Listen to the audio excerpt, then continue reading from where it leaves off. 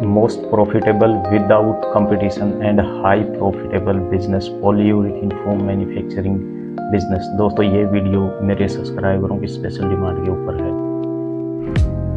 पॉलीयूरेथीन business को करने के लिए आपको चाहिए सबसे पहले मशीनरी और केमिकल्स, जिसमें से आप चूज कर सकते हैं कंटीन्यूअस फोम मशीन और बैच फोम मशीन।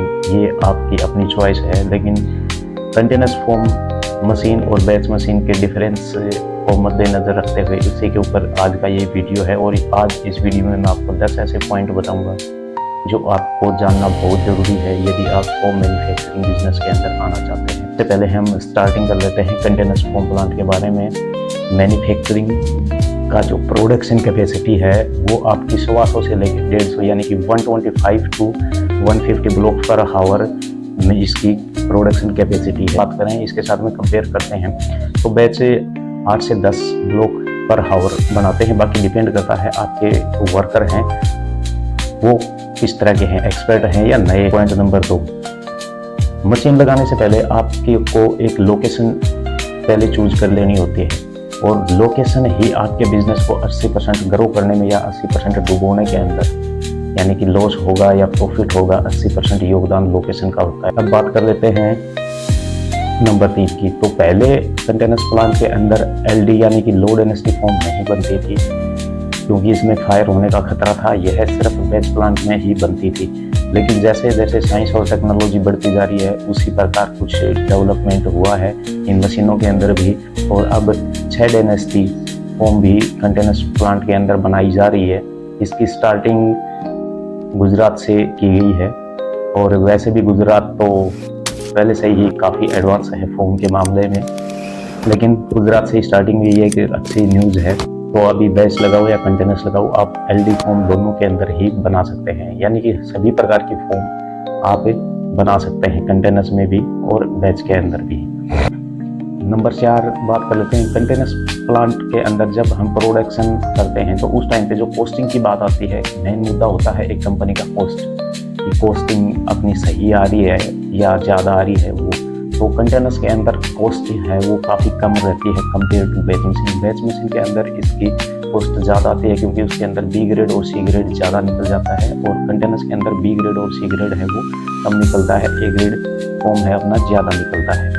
और यदि आपको इसके बारे में और अधिक जानकारी चाहिए तो मैं अपने चैनल पे वीडियो बना के अपलोड कर चुका हूँ। वीडियो पार्ट नंबर 7 आप देख सकते हैं, इसी से संबंधित है। फिर बात कर लेते हैं नंबर 5 की। पीयू फोम बिजनेस एक ऐसा बिजनेस है कि ये लाइफ टाइम चलने वाला प्रोडक्ट है, क्योंकि दुनिया दिन प्रतिदिन डेवलप हो रही है, अपना इंडिया ग्रो कर रहा है, सोसाइटियाँ डेवलप हो रही है हर रोज़ नई नई, और जैसे जैसे दुनिया लग्जरीज की तरफ भाग रही है तो पीयू फोम की डिमांड हमेशा बढ़ती ही रहेगी, ये कम नहीं होगी। ये अभी इंडिया में बात करें तो ये 20 से 22% तक ही गिरा हुआ है, यानी कि राउंड फिगर 80% अभी ये बिज़नेस ग्रो होना बाकी है। ऐसे ऐसे लोकेशन हैं जहाँ पे 400-500 किलोमीटर तक कोई भी फोम प्लांट नहीं है इंडिया के अंदर, फिलहाल ये बात है। तो इसके अंदर बहुत अच्छा ऑप्शन है दोस्तों, आप पीयू फोम में चाहे बैच में लें या कंटेनर्स में, इस बिज़नेस की तरफ आप देख सकते हैं और काफ़ी प्रॉफिटेबल बिजनेस है दोस्तों। फिर नंबर 6 की बात कर लेते हैं। कंटेनर्स फोम मशीन के अंदर सारे के सारे केमिकल हैं वो ऑटोमेटिकली आते हैं। सभी केमिकलों के अलग अलग टैंक लगे हुए हैं, जैसी डेंसिटी की रिक्वायरमेंट होती है उसके मुताबिक ही आप पैनल में एक बार सेट कर दो, उसके बाद वही केमिकल अपने आप ऑटोमेटिक आते रहेंगे।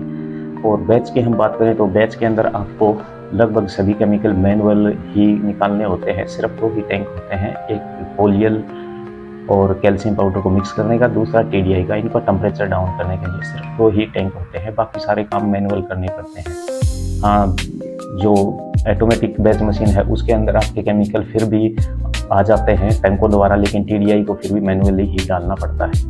तो ये नंबर 6 हो गया। अब बात कर लेते हैं नंबर 7।